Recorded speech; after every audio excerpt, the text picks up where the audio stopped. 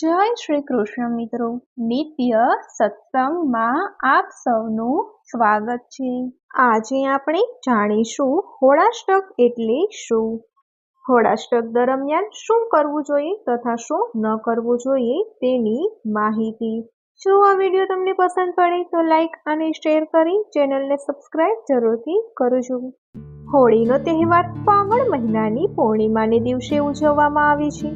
આ દિવસે સમગ્ર દેશમાં લોકો એકબીજાને રંગો અને ગુલાલ લગાવીને હોળીનો તહેવાર ઉજવે છે, પરંતુ હોળીના 8 દિવસ પહેલા હોળાષ્ટક શરૂ થાય છે।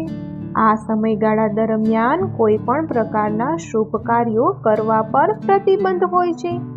આ સમયગાળામાં શુભ કાર્ય કરવા પર પ્રતિબંધ હોય છે, જેવા કે ધર્મશાસ્ત્ર અનુસાર હોળાષ્ટક વખતે હિન્દુ ધર્મમાં જણાવવામાં આવ્યું છે કે 16 સંસ્કાર સહિત કોઈ પણ શુભ કાર્ય કરવામાં નથી આવતું, જેમ કે લગ્ન, સગાઈ, મુંડન, કર્ણવેધ, નામકરણ વગેરે।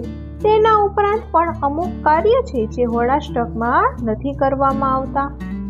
હોળાષ્ટકમાં ભવનનું નિર્માણ, ગૃહ પ્રવેશ નથી કરવામાં આવતો। તેના ઉપરાંત ઘર કે પ્રોપર્ટી, વાહન વેચવા ખરીદવા પણ અશુભ માનવામાં આવે છે, નહીં તો આ કામનું પણ અશુભ ફળ મળે છે।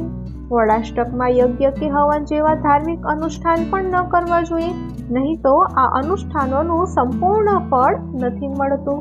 હોળાષ્ટકમાં નવી દુકાન કે વ્યાપારનો શુભારંભ ન કરવો જોઈએ, નવી નોકરી ચાલુ ન કરવી જોઈએ કે અન્ય નવા કાર્ય કરવા પણ યોગ્ય નથી માનવામાં આવતા।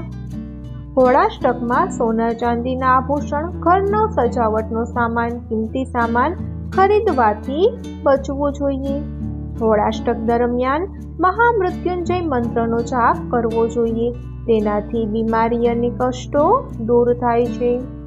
તો મિત્રો, શું તમે જાણો છો કેમ હોળાષ્ટક દરમિયાન આ શુભ કાર્યો કરવા પર પ્રતિબંધ છે? તો તેની પાછળની એક પૌરાણિક કથા સાંભળીએ। પૌરાણિક કથા અનુસાર હિરણ્યકશ્યપે પોતાના પુત્ર અને ભગવાન વિષ્ણુના પરમ ભક્ત પ્રહલાદને મારવા માટે ફાગણ પૂર્ણિમાની તિથિ નક્કી કરી હતી। આ તિથિના 8 દિવસ પહેલા જ તેમણે પ્રહલાદને અનેક રીતે ત્રાસ આપવાનું શરૂ કર્યું હતું। હિરણ્યકશ્યપે પ્રહલાદને એટલો ત્રાસ આપ્યો કે તે ડરી જાય અને ભગવાન વિષ્ણુને બદલે તેનો ભક્ત બની જાય, પરંતુ આ ત્રાસ પછી પણ પ્રહલાદ પોતાની ભક્તિ પર અડગ રહ્યો હતો।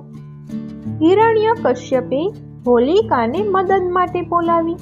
શાસ્ત્રો અનુસાર હોલિકા હિરણ્યકશ્યપની બહેન હતી અને તેને વરદાન મળ્યું હતું કે તે ક્યારેય પણ અગ્નિમાં બળશે નહીં।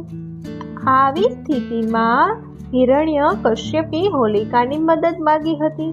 હોલિકા પ્રહલાદને ખોળામાં લઈને અગ્નિમાં બેઠી, જેથી પ્રહલાદ બળી જાય અને તેને આપેલા વરદાનથી તે સુરક્ષિત રહી। ભગવાન વિષ્ણુની કૃપાથી પ્રહલાદ તે અગ્નિમાં ન બળ્યા, પરંતુ હોલિકા તે આગમાં બળીને રાખ થઈ ગઈ હતી। કહેવાય છે કે આ બધી ઘટનાઓ માત્ર 8 દિવસમાં જ બની હતી, તેથી જ તેને હોળાષ્ટક તરીકે ઓળખવામાં આવે છે અને આ જ કારણથી હોળાષ્ટકમાં શુભ કાર્યો પર પ્રતિબંધ છે। તો મિત્રો, જો આ માહિતી તમને પસંદ પડી હોય તો વિડીયોને લાઈક અને શેર કરી ચેનલને સબસ્ક્રાઇબ જરૂરથી કરજો। જય શ્રી કૃષ્ણ।